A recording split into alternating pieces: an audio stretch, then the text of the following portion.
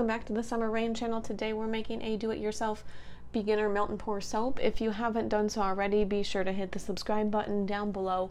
I also post a link to my blog where I go more in depth about the ingredients, why we use them, all of that jazz. Today we're making a beginner melt and pour soap. I'm going to show you how to work with the soap base to make soaps. The cool thing is once you learn the steps, you can make some pretty intricate designs with melt and pour. You just have to learn how to work with it first. Unlike cold process soap, you don't have to worry about handling any lye or a cure time. So this soap that I made today is actually ready to use today. Another cool thing is you melt it and you pour it. So it's pretty fast and easy to make. Let's go ahead and make our soap. Let's go ahead and take a look at our ingredients. We have melt and pour soap. I'm using a clear soap base, but if you have white, feel free to use that. Fragrance oil. I'm using a Mad About Mint fragrance oil and a red mica powder. And you're also going to need a mold for your soaps. This one's a little plastic one that I got in a soap making kit, but if you're going out and buying one, I would recommend the silicone ones. They're easier to get the soap out of, and they're going to last a lot longer than something like this. This is just what I have on hand. So the first thing that you're going to want to do is go ahead and cut your soap base.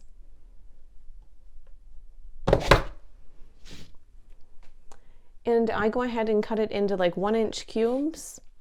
That way it's not so big and hard to melt.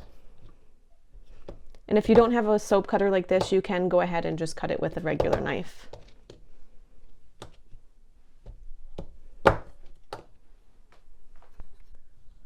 So what we're going to do is we're going to go ahead and weigh our melt and pour soap into a heat safe container. The reason why I weigh it is I know how much my mold holds. If you don't, go ahead, just kind of estimate, and then after you make your soap, weigh it, so the next time you'll know how much you need to prepare. It's fine because you can reheat the soap base once you're done. So I'm looking for about 95 grams. And if you're over or under just a little bit, that's fine.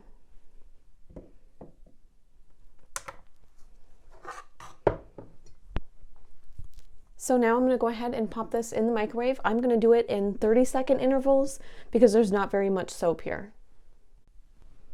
After heating this for 30 seconds, I'm going to go ahead and give it a good stir. I don't know if you can see that, but there are still some clumps in there that haven't quite melted. So I'm going to go ahead and put it back in the microwave for another 20 seconds. Okay, so just went ahead and pulled this out of the microwave, and the melt and pour soap is completely melted.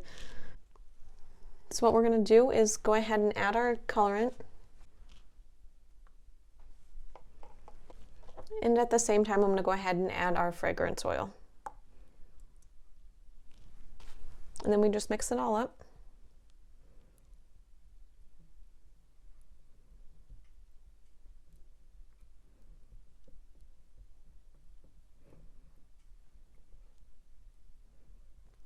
Now when you're mixing it, you want to mix it not too crazy because you don't want to create a bunch of bubbles in your melt and pour soap.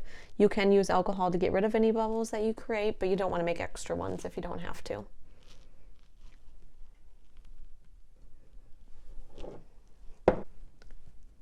And then what we'll do is we'll go ahead and pour our melt and pour soap into our molds.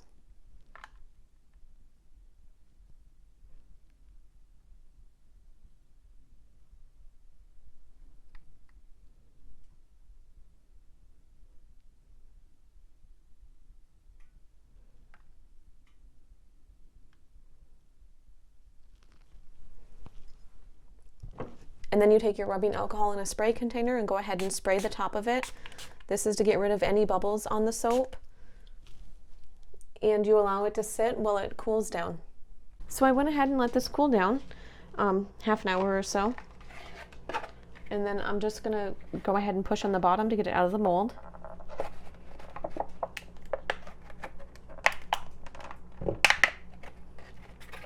Like I said, the silicone molds are a little bit easier to get the soap out of the molds than the plastic. And there's your melt and pour soap. If you're not using your soaps right away, what you want to do is go ahead and wrap it in a piece of plastic wrap.